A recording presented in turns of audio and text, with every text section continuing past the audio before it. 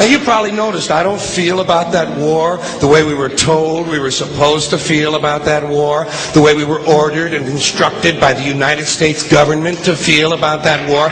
You see, I tell you, my mind doesn't work that way. I got this real moron thing I do. It's called thinking.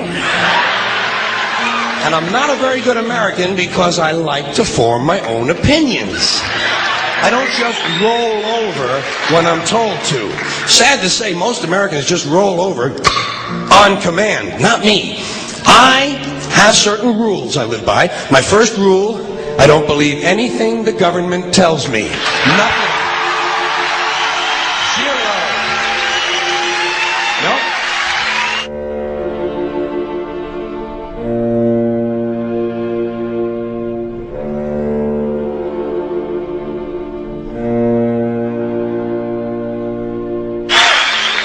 I don't take very seriously the media or the press in this country, who in the case of the Persian Gulf War were nothing more than unpaid employees of the Department of Defense, and who most of the time function as kind of an unofficial public relations agency for the United States government. So I don't listen to them. I don't really believe in my country. And I gotta tell you folks, I don't get all choked up about yellow ribbons and American flags.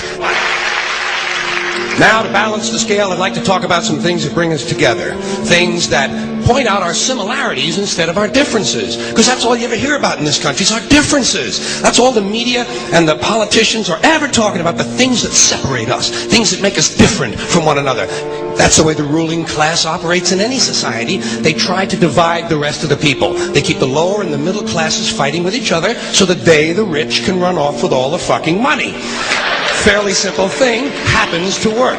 You know, anything different, that's what they're going to talk about. Race, religion, ethnic and national background, jobs, income, education, social status, sexuality, anything you can do, keep us fighting with each other so that they can keep going to the bank.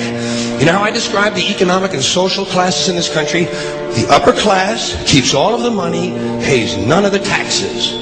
The middle class pays all of the taxes, does all of the work. The poor are there just to scare the shit out of the middle class. Keep them showing up at those jobs. Politicians know that word. They use it on you. Politicians have traditionally hidden behind three things: the flag, the Bible, and children. No child left behind. No child left behind. Oh, really? Well, it wasn't long ago you were talking about giving kids a head start. Head start? Left behind? Someone's losing fucking ground here. But there's a reason. There's a reason. There's a reason for this. There's a reason education sucks, and it's the same reason that it will never, ever, ever be fixed. It's never going to get any better. Don't look for it. Be happy with what you got. Because the owners of this country don't want that. I'm talking about the real owners now. The big, the wealthy, the real owners, the big wealthy business interests that control things and make all the important decisions. Forget the politicians. They're irrelevant. The politicians are put there to give you the idea that you have freedom of choice. You don't. You have no choice. You have owners. They own you. They own everything. They own all the important land. They own and control the corporations. They've long since bought and paid for the Senate, the Congress, the state houses, the city halls. They got the judges in their back pockets, and they own all the big media news, all the big media companies. So they control just about all of the news and information you get to hear. They got you by the balls. They spend billions of dollars every year lobbying to get what they want. Well, we know what they want. They want more for themselves and less for everybody else. But I'll tell you what they don't want. They don't want a population of citizens capable of critical thinking. They don't want well-informed, well-educated people capable of critical thinking. They're not interested in that. That doesn't help them. That's against their interest. That's right. You know something?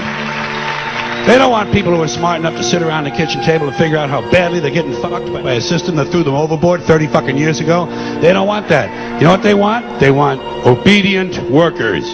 Obedient workers, people who are just smart enough to run the machines and do the paperwork, and just dumb enough to passively accept all these increasingly shittier jobs with the lower pay, the longer hours, the reduced benefits, the end of overtime, and the vanishing pension that disappears the minute you go to collect it. And now they're coming for your Social Security money. They want your fucking retirement money. They want it back so they can give it to their criminal friends on Wall Street. And you know something? They'll get it. They'll get it all from you sooner or later because they own this fucking place. It's a big club, and you ain't in it.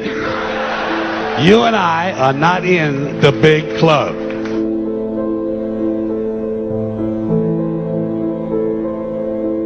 The greatest form of control is where you think you're free when you're being fundamentally manipulated and dictated to. One form of dictatorship is being in a prison cell and you can see the bars and touch them. The other one is sitting in a prison cell but you can't see the bar, you think you're free. What the human race is suffering from is mass hypnosis. We are being hypnotized by people like this. Newsreaders, politicians, teachers, lecturers.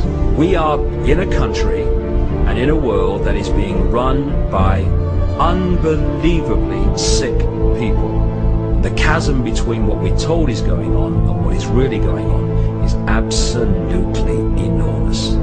The greatest hypnotist on planet Earth is a oblong box in the corner of the room. It is constantly telling us what to believe is real. Historically, the control and manipulation of political opinion has been the Freemasons' main weapon in gaining control of countries and states.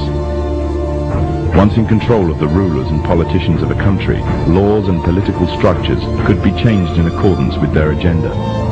However, since restricting the body does not necessarily mean restricting the mind, the Freemason recognizes that their plan for a global government hinges completely on subduing the masses to their agenda, and thus eliminating opposition to their cause. And the greatest threat to their plan, posing more danger than any army or law, is the threat of a free-thinking mind.